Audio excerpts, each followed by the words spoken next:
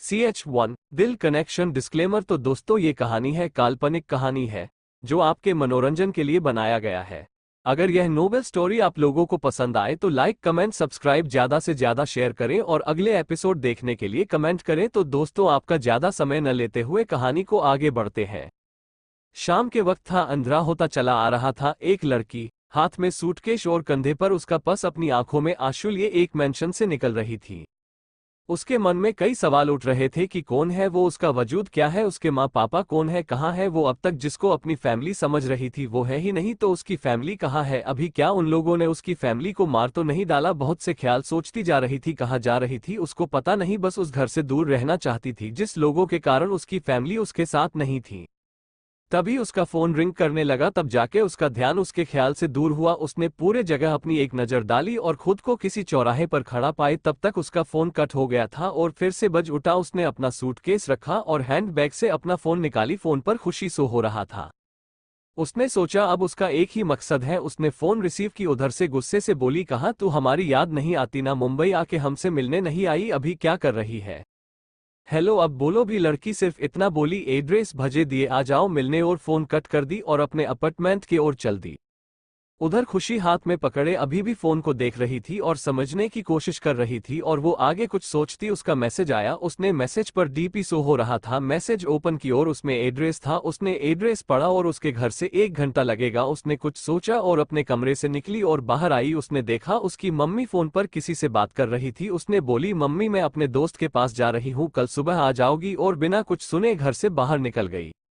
खुशी लगभग 1 घंटे बाद अपार्टमेंट पहुंच गई और जाकर डोर बेल बजाई। फिर एक लड़की में दरवाजा खोलकर अपने कमरे की ओर चली गई। फिर खुशी दरवाजा अंदर से लॉक करके उसके पीछे उसके कमरे में चली गई। वहां जाकर उसने देखा वो लड़की आंखें बंद करके अपने बेड पर बैठी थी। खुशी भी जाकर उसके साथ ही बैठ कर बैठे गई और बोली, दीपी तुम तो अपने घर जा रही थी ना, फिर तू अपार्टमेंट में क्या कर रही है और अपना क्या हाल कर ली है, जैसे तेरे घर वाले निकाल दिया हो या घर छोड़कर आए हो। उसने अपनी सर उठाई और बोली, ऐसा ही कुछ समझो, और अपना सर फिर से नीचे कर ली। खुशी थोड़ा जोर से बोली, क्या। अब आगे कहानी पढ़ने से पहले थोड़ा दीपिका के बारे में जान ले।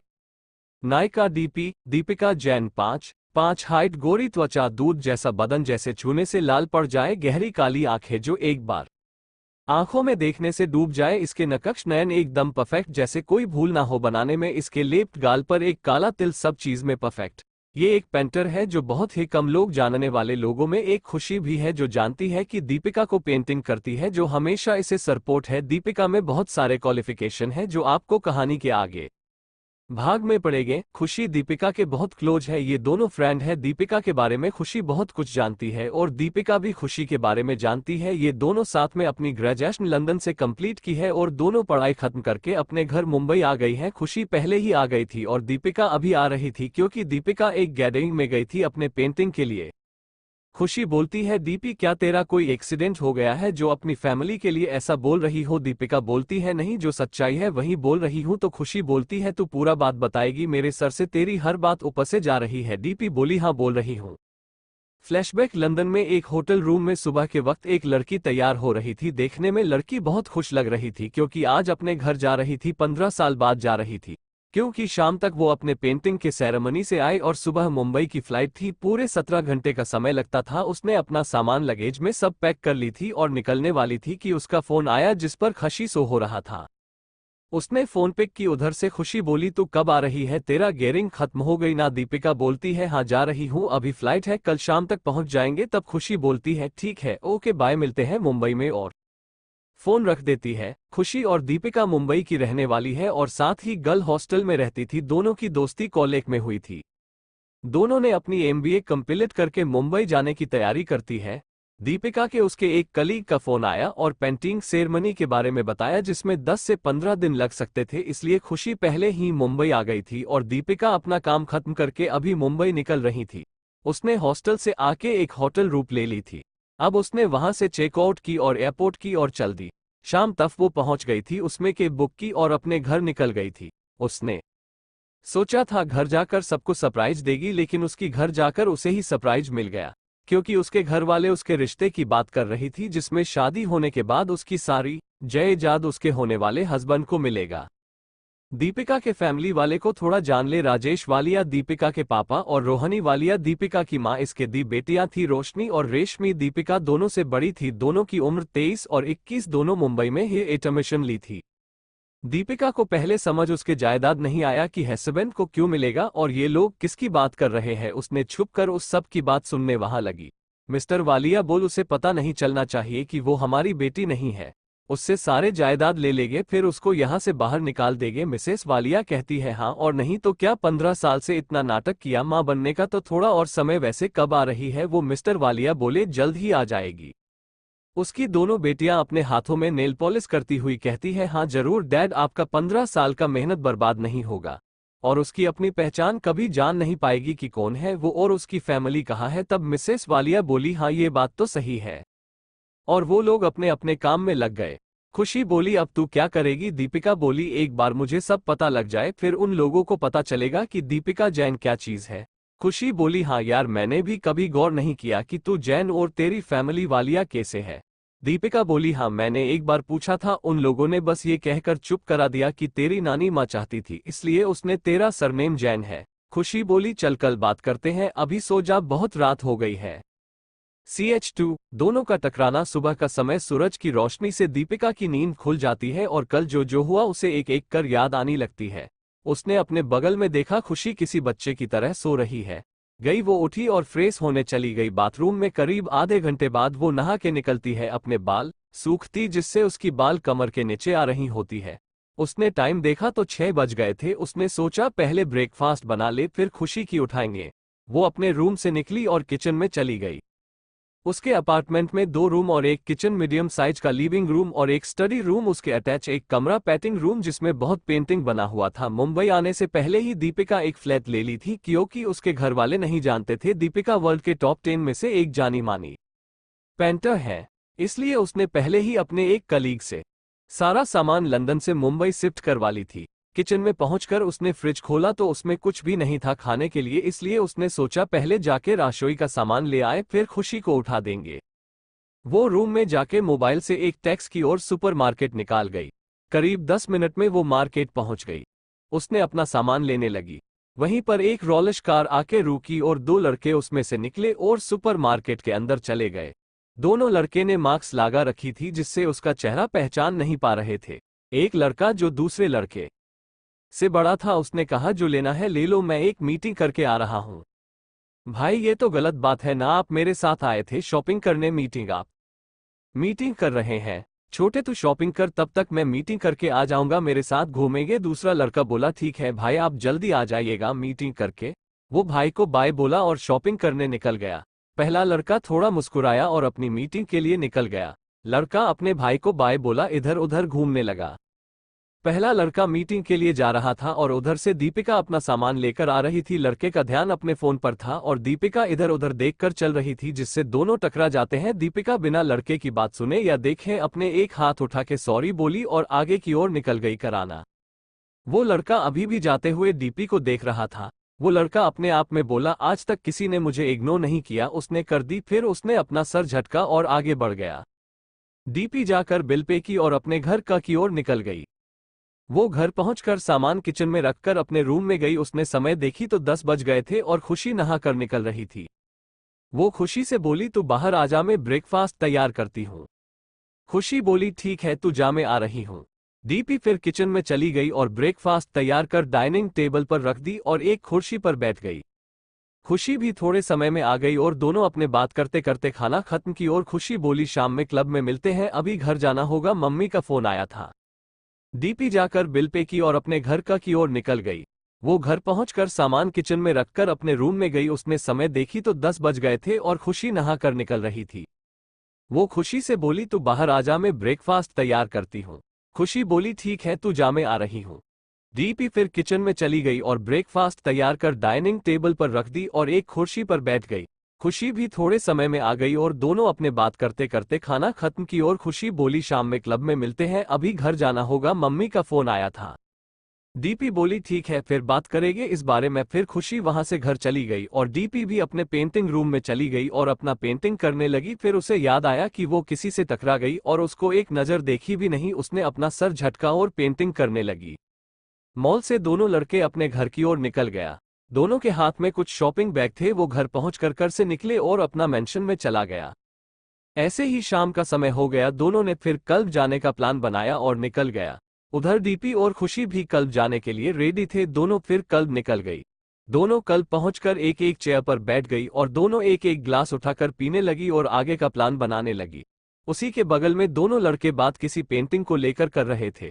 पहले लड़के ने बोला ठीक है हम वो पेंटिंग खरीद लेंगे। अब खुश हाँ बोला ठीक है हम 10 मिनट में आते हैं। और डीपी बोली ठीक है फिर बात करेंगे इस बारे में। फिर खुशी वहां से घर चली गई और डीपी भी अपने पेंटिंग रूम में चली गई और अपना पेंटिंग करने लगी। फिर उसे याद आया कि वो किसी से टकरा गई और उसको एक नज़र देखी भी नहीं। उसने अपना सर झटका और पेंटिंग करने लगी।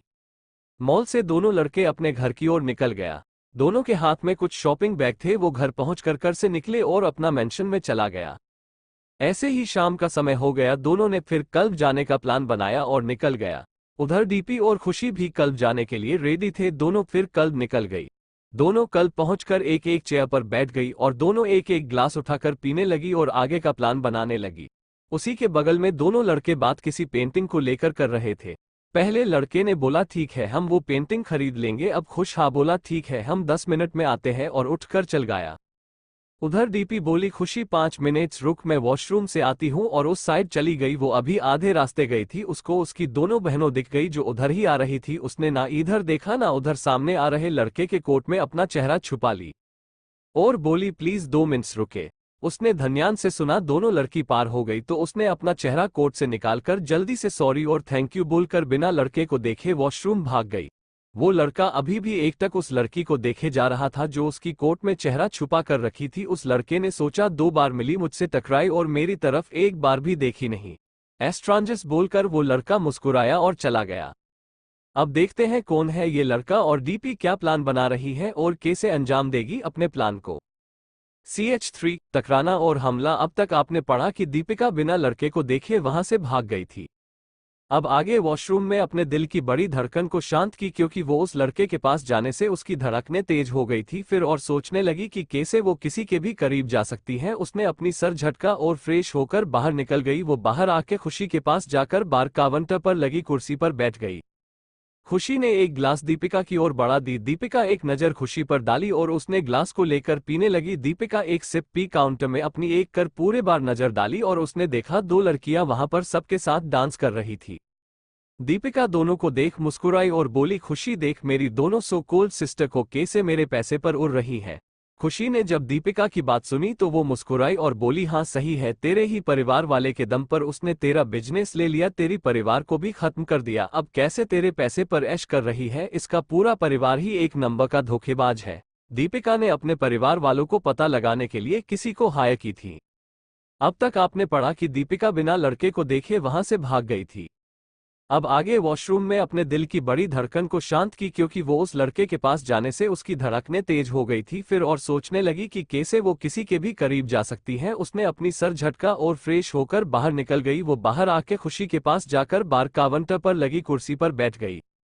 खुशी ने एक ग्लास दीपिका की ओर बढ़ा दी। दीपिका एक नज़र खुशी पर डाली और उसने ग्लास को लेकर पीने लगी। दीपिका एक सिप पी काउंटर में अपनी एक कर पूरे बार नजर डाली और उसने देखा 2 लड़कियां वहां पर सबके साथ डांस कर रही थी। दीपिका दोनों को देख मुस्कुराई और बोली खुशी देख मेरी दोनों सो कॉल्ड सिस्टर को कैसे मेरे पैसे पर उड़ रही है। खुशी ने जब दीपिका की बात सुनी तो वो मुस्कुराई और बोली हाँ सही है। तेरे ही परिवार वाले के दम पर उसने तेरा बिजनेस ले लिया। तेरी परिवार को भी खत्म कर दिया। अब कैसे तेरे पैसे पर ऐश कर रही है। इसका पूरा परिवार ही एक नंबर का धोखेबाज है। दीपिका ने अपने परिवार वालों को पता लगाने के लिए किसी को हायर की थी। उस अब तक बस यही पता चला है कि जितने भी राजेश वालिया के पास पैसे और प्रॉपर्टी सब पर उसका हक है। दीपिका और खुशी बातें करने लगे और आगे का प्लान बनाने लगे क्योंकि उसे बस कुछ ही इंफॉर्मेशन मिले। आगे पता लगा ही नहीं पा रहे थे। करीब रात के 10 बजे अब तक दोनों को थोड़ा कम नशा होने लगा था। दीपिका बोली चल घर बहुत रात हो गई है। खुशी भी बोली चल कल मॉल जाके तेरा सामान भी लेना है। बहुत ही कम टाइम बचा है तेरे पेंटिंग का ऑक्शन होने में। अब चल वरना तेरी बहनों ने तुझे देख लिया ना पक्का कोई बवाल होगा। दोनों बात करते करते बाहर की ओर निकलने लगे। उधर से दोनों लड़के भी अब बाहर की ओर निकलने लगे। जब दोनों कर पार्किंग की ओर जा रहे थे उधर से दीपिका और खुशी भी उस साइड से निकल रहे थे। तभी वहां पर गोलियां चलने लगती हैं और जितने भी वहां पर लोग थे सब घबराहट और डर के मारे इधर उधर भागने लगते हैं। दीपिका और खुशी भी एक कार के पीछे छुप जाते हैं और उसके बगल में ही दूसरे कार के पास ही वो दोनों लड़के छुपे होते हैं। सब अभी भी सोच रहे थे कि क्या हुआ। वहां पर छुपे दोनों लड़के में से एक ने अपना फोन निकाला और एक नंबर डायल करके बिना उधर से सुने बॉसी अंदाज में बोला, कौन है जिसने रणविजय कपूर पर हमला करवाने का सोचा? अभी के अभी पता लगाओ और टम को भेजो, गिटा पर हमला हुआ है, तट आगे तट बोलना। उस अब तक बस यही पता चला है कि जितने भी राजेश वालिया के पास पैसे और प्रॉपर्टी सब पर उसका हक है। दीपिका और खुशी बातें करने लगे और आगे का प्लान बनाने लगे क्योंकि उसे बस कुछ ही इंफॉर्मेशन मिले, आगे पता लगा ही नहीं पा रहे थे। करीब रात के 10 बजे अब तक दोनों को थोड़ा कम नशा होने लगा था। दीपिका बोली, चल घर, बहुत रात हो गई है। खुशी भी बोली, चल कल मॉल जाके तेरा सामान भी लेना है, बहुत ही कम टाइम बचा है तेरे पेंटिंग का ऑक्शन होने में, अब चल वरना तेरी बहनों ने तुझे देख लिया ना, पक्का कोई बवाल होगा। दोनों बात करते करते बाहर की ओर निकलने लगे। उधर से दोनों लड़के भी अब बाहर की ओर निकलने लगे। जब दोनों कर पार्किंग की ओर जा रहे थे, उधर से दीपिका और खुशी भी उस साइड से निकल रहे थे। तभी वहां पर गोलियां चलने लगती हैं और जितने भी वहां पर लोग थे सब घबराहट और डर के मारे इधर उधर भागने लगते हैं। दीपिका और खुशी भी एक कार के पीछे छुप जाते हैं और उसके बगल में ही दूसरे कार के पास ही वो दोनों लड़के छुपे होते हैं। सब अभी भी सोच रहे थे कि क्या हुआ। वहां पर छुपे दोनों लड़के में से एक ने अपना फोन निकाला और एक नंबर डायल करके बिना उधर से सुने बॉसी अंदाज में बोला, कौन है जिसने रणविजय कपूर पर हमला करवाने का सोचा? अभी के अभी पता लगाओ और टीम को भेजो, यहाँ पर हम हैं। वो आगे कुछ बोलता एक लड़की उसके पास आए और धक्का देकर नीचे गिरा दी। दोनों अपना बैलेंस नहीं बना पाते हैं और नीचे गिर जाते हैं। उसने देखा उसके ऊपर गिर हुई लड़की के बाल पूरे चेहरे पर दाग दिया है जिससे उसका चेहरा साफ पता नहीं चल रहा था। लड़के का फोन जो बात कर रहा था नीचे गिर चुका था और दूसरा लड़का उसके पास ही में घुटनों के बल बैठा हुआ था। दोनों लड़के समझने की कोशिश कर रहे थे कि अभी क्या हुआ। दोनों खड़े थे तो एक गिर गए और दूसरा घुटनों के बल बैठे हुए हैं। तब तक वहां बहुत सारी ब्लैक ड्रेस में गार्ड गए थे। गार्ड्स ने उन तीनों को कवर किया और साथ ही फायरिंग भी करने लगे, जिससे उधर से फायरिंग हो रही थी बंद हो गया, सारे भाग गए थे। तब तक खुशी भी वहां पहुंच गई थी। उसने जाकर दीपिका को उठाकर खड़ा की और बोली, दीपी तू ठीक है ना? दीपिका खड़ा होकर बोली, हाँ हम ठीक है, और उसके बगल में देखने लगी दोनों लड़कों को, जिसको उसने अभी अभी एक को धक्का दिया और एक के पैर में जोर से लात मारी थी, जिससे वह लड़का घुटनों के बल बैठ गया और एक को लेकर नीचे जमीन पर गिर गई थी। तब तक दोनों लड़के अपने सेंस में आ गए थे और उठ के खड़े हो गए थे।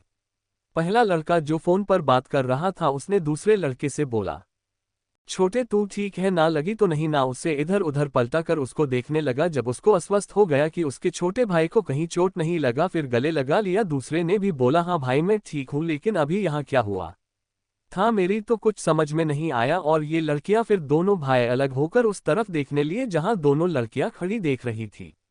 पहले लड़के के चेहरे पर बहुत गुस्सा आया। उसने सोचा इस लड़की की इतनी हिम्मत जिसने उसके भाई को चोट पहुंचाई, उसको घुटनों पर बिठा दिया। आगे बढ़ने से पहले थोड़ा दोनों लड़के के बारे में जान ले। पहला लड़का रणविजय कपूर, 5'9" इंच हाइट, कसा हुआ गोरा बदन, इसके फीचर्स एकदम परफेक्ट, 6 पैक्स फीट बॉडी। इसे गुस्सा बहुत ही जल्दी आता है। इसके अंकल जो अभी यूएस में है, इसके बारे में बाद में पढ़ गए। इसकी फैमिली के नाम पर इसका छोटा भाई आदित्य कपूर, दोनों भाइयों का जान एक दूसरे में। इसके माँ पापा और इसका एक दोस्त का एक्सीडेंट हो गया था। ये लोग कोई मीटिंग में आउट ऑफ सिटी जा रहे थे। इन लोगों को बस यही पता लगा है या लगने दिया है, इसका बारे में बाद में पढ़ेंगे। इसकी हाइट 5'5" है। ये भी अपने भाई की तरह परफेक्ट और स्वीट, पर इसका भाई बहुत ही खड़ूस। दोनों मिलकर अपना कंपनी चलते हैं, कपूर कॉर्पोरेशन, जहां एक एमडी तो दूसरा सीईओ की पोस्ट पर है। रणविजय कपूर के नाम से सब लोग अपना सर नीचे कर लेते हैं। इसके आगे कोई भी सर उठाकर बात नहीं कर पाते हैं क्योंकि इसके आसपास का माहौल हमेशा डेंजरस रहता है। रणविजय का एक दोस्त है जो इसके लिए काम करता है और दोनों की फैमिली बहुत अच्छे थे। आगे बहुत से ऐसे राज खुलेंगे, अभी बस इतना ही। चैप्टर 4, दीपिका का वालिया मेंशन जाना। अब आगे। जब आदित्य को लगा कि उसका भाई का गुस्सा बस दोनों लड़कियों पर फूटने ही वाला है, उसने तुरंत अपने भाई को शांत किया और बोला, भाई पहले समझ तो ले अभी क्या हुआ। जब उसने उसको समझाया तब थोड़ा शांत हुआ, अभी भी गुस्से से दोनों लड़कियों को देख रहा था। जब आदित्य को लगा उसका भाई शांत हो गया तब उसने कहा, मिस क्या हम आपका नाम जान सकते हैं? फिर बात करने में आसान होगा। पहले दोनों लड़कियों ने एक दूसरे को देखा, फिर खुशी बोली, मेरा नाम खुशी है और ये दीपी मेरा मतलब दीपिका है। आदित्य बोलता है मिस, वो आगे कुछ बोलता रणविजय बीच में बोला मिस दीपिका आपने हमें धक्का क्यों लगाया और बोलने का इंतजार करने लगा। दीपिका बोली 1 मिनट मिस्टर, हमने आपको धक्का लगाया इसलिए आप बच गए, नहीं तो दोनों गोलियां आप दोनों को लगता। अब तक चोरों का नाशा लगभग खत्म हो गया था। जब आदित्य को लगा कि उसका भाई का गुस्सा बस दोनों लड़कियों पर फूटने ही वाला है, उसने तुरंत अपने भाई को शांत किया और बोला भाई पहले समझ तो ले अभी क्या हुआ। जब उसने उसको समझाया तब थोड़ा शांत हुआ, अभी भी गुस्से से दोनों लड़कियों को देख रहा था। जब आदित्य को लगा उसका भाई शांत हो गया तब उसने कहा मिस क्या हम आपका नाम जान सकते हैं, फिर बात करने में आसान होगा। पहले दोनों लड़कियों ने एक दूसरे को देखा, फिर खुशी बोली मेरा नाम खुशी है और ये दीपी मेरा मतलब दीपिका है। आदित्य बोलता है मिस, वो आगे कुछ बोलता रणविजय बीच में बोला मिस दीपिका आपने हमें धक्का क्यों लगाया और बोलने का इंतजार करने लगा। दीपिका बोली 1 मिनट मिस्टर, हमने आपको धक्का लगाया इसलिए आप बच गए, नहीं तो दोनों गोलियां आप दोनों को लगता। अब तक चोरों का नाशा लगभग खत्म हो गया था। रणविजय बीच में बोला क्या हम कुछ समझे नहीं। दीपिका धीरे से बोली आपके पास दिमाग नहीं है ना, उसने धीरे से कहा। फिर भी पास में खड़े खुशी और आदित्य ने सुन ली और वह मुंह दबाकर हंसने लगे। रणविजय ने बोला क्या बोला तुमने, मैंने सुना नहीं, फिर से बोलना। तब दीपिका करती है वो हम आप जिस गाड़ी के पीछे छुपे थे हम दूसरी गाड़ी के पीछे छुपे थे, वहां से हमने देखा 2 शूटर आप दोनों पर निशाना लगाया है। मैंने आपको इशारा किया लेकिन आप तो फोन पर बात कर रही थी इसलिए आप मेरी इशारा नहीं समझ पाए, मजबूरन हमको यहाँ आना पड़ा और दोनों को धक्का देना पड़ा वरना दोनों को गोलियां लग सकती थी। सॉरी, हम माफी चाहते हैं आपसे, आपको धक्का देने से आप गिर गए। ये बोलकर दीपिका ने खुशी का हाथ पकड़ा और वहां से निकल गई। बिना रणविजय की बात सुने ही रणविजय और आदित्य दोनों को जाते हुए देखते रहे, उसने दोनों को बोलने का मौका ही नहीं दिया और निकल गई। फिर दोनों एक दूसरे को देखा और दोनों के जाने के बाद रणविजय और आदित्य अपने ब्लैक मर्सिडीज कार में बैठ के अपने घर के लिए निकल गए। कार में बैठकर रणविजय ने सबसे पहले अपने असिस्टेंट को कॉल किया और पता लगाने के लिए हमला उस पर किसने करवाया, क्योंकि उसकी बात बीच में कट हो गई थी। फिर उसने दीपिका ने जाते जाते उसका फोन नीचे से उठाकर उसको दे दिया था। फोन महंगा था इसलिए कुछ नहीं हुआ। सीसीटीवी फुटेज देखकर दोनों लड़कियों के बारे में भी पता करने के लिए बोला और बिना कुछ सुने फोन कर रख दिया। उधर दीपिका और खुशी जा ही रही थी कि गेट पर निकलने के बाद वहां पर दीपिका की दोनों बहनें बीच में ही मिल गई। पहले तो दोनों शॉक हो गए, फिर नॉर्मल होकर बोली दीपिका दी आप यहाँ क्या कर रहे हैं और कब आए, लंदन से घर नहीं आए हैं। एक के बाद एक क्वेश्चन पूछ रही थी दोनों। दीपिका बोली बता रहे पहले हमको तो बोलने दो, हम आज ही आए हैं और खुशी से मिलने चले गए थे और मेरा लगेज भी खुशी के घर में है, हम शाम को ही आए थे। और खुशी बोली थी पहले मेरे पास आना, हम मिल लेंगे और तुम सुबह अपने घर चले जाना। शाम में हम लोग बातें कर रहे थे बैठकर, तभी खुशी के फ्रेंड का कॉल आया और बोला आज उसका बर्थडे है और क्लब में पार्टी दे रही है, इसलिए खुशी भी बोली कि चलो साथ में घूम के आते हैं और बहुत दिनों बाद मिले हैं, चलो सबसे मिलकर आते हैं। दोनों क्लब से अभी घर ही निकल रहे थे और बीच में ही तुम लोग मिल गई। रोशनी बोलती है ठीक है दी, हम लोग निकलते हैं, आप सुबह आ जाएगा घर, अभी मॉम डैड घर में इंतजार कर रही होंगे। फिर दोनों को बाय बोली और दोनों बहन वहां से निकल गई। रेशमी और रोशनी जायदा दीपिका बात नहीं करते थे, बस इन्हें अपना काम निकलवाना आता था। सकते दोनों के जाने के बाद दीपिका और खुशी एक कैब बुक की और वह भी अपने अपार्टमेंट की ओर चली गई।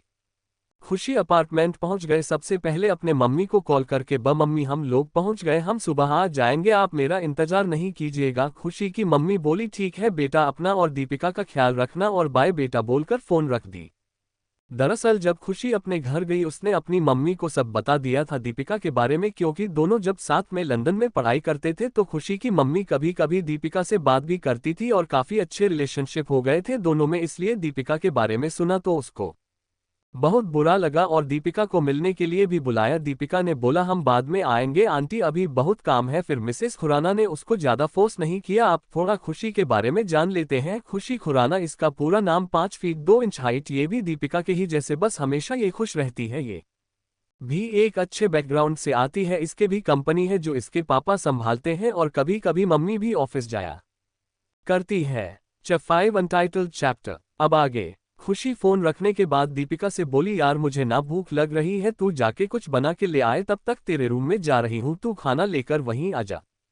दीपिका बोली ठीक है, मैं पहले जाकर फ्रेश होकर आ रही हूँ, तेरे लिए कुछ बनाकर लाती हूँ, तो तब तक यहाँ बैठ। इतना बोलकर दीपिका अपने रूम में चली गई और उसने अपना पर्स और फोन रखे और कबाड़ से अपना कपड़ा निकाल के बाथरूम में चली गई। करीब 10 मिनट बाद बाहर आए और सीधे किचन में चली गई। खुशी भी रूम में चली गई। इधर दीपिका सोच रहे थे कि क्या बनाया जाए। उसने एक पास्ता का पैकेट निकाली और बोली अभी बस यही बना लेते हैं, सुबह नाश्ता बनाएंगे। इतना बोलकर दीपिका बनाने लगी और बना है 2 प्लेट में रहकर अपने रूम की ओर चली गई। तब तक खुशी भी फ्रेश होकर आ गई थी और वहीं सोफे पर बैठी हुई थी। दोनों अपना अपना प्लेट ली और पास्ता खाने लगी और आगे का प्लान बनाने लिए कि घर जाकर क्या क्या करना है, क्योंकि दीपिका नहीं चाहती थी कि उस सबको पता चले कि उसकी सारी बातें सुन लिए हैं। तब खुशी बोली ठीक है यार, तू घर जाकर उन सब पर नजर है कि आगे वह लोग क्या क्या करने वाले हैं, बस तू थोड़ा सावधान रहना और अपना ख्याल रखना। वहां जाकर दीपिका बोली ठीक है, अब देखते हैं वहीं से जो होगा, कभी कभी मिलने आते रहेंगे यही अपार्टमेंट में अपना, नहीं तो तेरे घर चली जाऊंगी मिलने के लिए। बीच में खुशी मिली, तू अपना ही घर समाज और जब मन करे तब आ जाना हमसे मिलने, नहीं तो मैं भी तेरे घर आ जाऊंगी। बातें करते करते हैं दोनों खा भी लिए थे और दीपिका प्लेट उठाकर किचन में रख आए और बोली आप सो जाओ, बहुत रात हो गई है, क्योंकि सुबह मुझे वालिया हाउस भी जाना है। अब देखते हैं वह लोग क्या क्या करते हैं, चल सो जा। और दोनों उठकर एक दूसरे को गुड नाइट विश किया और बेड पर जाकर सो गई। कपूर मैंशन। रणविजय और आदित्य जब अपने मैंशन पहुंचे सबसे पहले अपने अपने रूम में फ्रेश होने चले गए। जब वह लोग फ्रेश होकर आए तब डाइनिंग टेबल पर दोनों का खाना लगा हुआ था और वहां पर 2 बटलर थे जो दोनों को खाना सर्व किया और साइड में होकर खड़े हो गए। दोनों चुपचाप अपना खाना खा रहे थे, तभी आदित्य को कुछ याद आया और वह जोर जोर से हंसने लगा। जब रणविजय ने कारण पूछा तब उसने मना कर दिया और उसको देखकर फिर से हंसने लगा। फिर क्या था, रणविजय में गुस्से भरी नजर आदित्य पर डाली तो आदित्य चुपचाप उसको सब बता दिया जो दीपिका बोली थी कि आपके पास दिमाग ही नहीं है समझने के लिए। एक पल के लिए रणविजय ब्लैंक हो गया, फिर याद आया कि दीपिका कुछ बोल रही थी। रणविजय मन में बोला बहुत चालाक लड़की है। उसने द रणविजय कपूर को ऐसा बोला अगर आपकी बारी मिली तो अपना बदला जरूर लूंगा। जब आदित्य ने रणविजय को यूं सोचता हुआ पाया तो बोला भाई आप क्या सोच रहे हैं, खाना खाए, ठंडा हो रहा है। फिर दोनों भाई मिलकर खाना खाने लिए चुपचाप और अपने अपने कमरे में चली गई। दीपिका का अपार्टमेंट 45। जब सुबह हुई तो दीपिका का नींद अपने आप खुल गया। उसे 5 बजे उठने की आदत थी, इसलिए हर सुबह जल्दी उठ जाया करती थी। उसने अपने बगल में देखा खुशी बड़े आराम से सो रही है। वह उठी और बाथरूम चली गई, फिर उसने खुशी के उठाया और खुद किचन में चली गई ब्रेकफास्ट बनाने के लिए। फिर दोनों इधर उधर की बातें करते करते अपना ब्रेकफास्ट कर ली और खुशी अपने घर चली गई। दीपिका भी अपना एक लगेज उठाए और वालिया मेंशन के लिए निकल गए, क्योंकि उसे अभी वही रहना था और वह लोग क्या करने वाले थे उसका पता लगाने वाली थी। जब दीपिका वालिया हाउस गई तो उसने पाया डाइनिंग टेबल पर सब लोग ब्रेकफास्ट कर रहे हैं। मिसेस वालिया ने जब देखा दीपिका घर आ गई, उसने बोला दीपिका जा अपना लगेज रूम में रखे आप और हमारे साथ बैठकर नाश्ता करो, तुमसे कुछ बातें भी करनी है। क्योंकि रेशमी और रोशनी जब शाम को घर आई उसने अपने मम्मी पापा को बता दिया था कि दीपिका आ गई है और अपने एक फ्रेंड के घर रुके हुए हैं और उसने बोली थी कि सुबह घर आ जाएगी।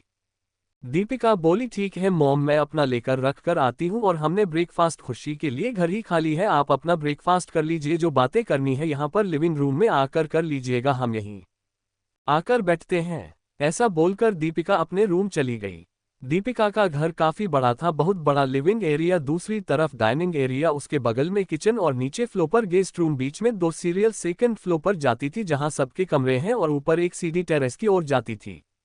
दीपिका अपना लगेज रहकर नीचे लिविंग रूम में आकर बैठ गई और अपने फोन में ईमेल चेक करने लगी और सोचने लगी कि घर आए नहीं, इन्हें बात करना है। इन लोगों को पहले यह नहीं पूछे कि बेटा सफर कैसा था, वहां ठीक तरह से रहती थी या नहीं, सो नहीं सीधे दीपिका बेटा बैठो बात करनी है। लोग सही कहते हैं, अपने तो अपने ही होते हैं, अब क्या कर सकते हैं, हमें कमजोर पड़ना नहीं है, अभी माँ पापा को इंसाफ दिलाना है और पूरा बिजनेस वापस लेना है। दीपिका मन में ही यह सब सोच रही थी। तब तक सब ब्रेकफास्ट करके आकर बैठ गए थे और बोले वह बेटा हम लोग बात कर रहे थे कि आपका पढ़ाई खत्म हो गया है, तो आज के लिए बस इतना ही। मिसेस वालिया क्या सोच रही थी कि पढ़ाई खत्म हो गया और अब क्या करने के लिए कह रही थी मिसेस वालिया पढ़े अगले भाग में और रणविजय कैसे लेगा अपना बदला आपकी लेखिका के। तो दोस्तों अगर आप लोगों को यह नोवेल स्टोरी पसंद आए तो लाइक कमेंट एंड सब्सक्राइब ज्यादा से ज्यादा शेयर करें और अगला एपिसोड देखने के लिए कमेंट करें। तो दोस्तों आज के लिए बस इतना ही।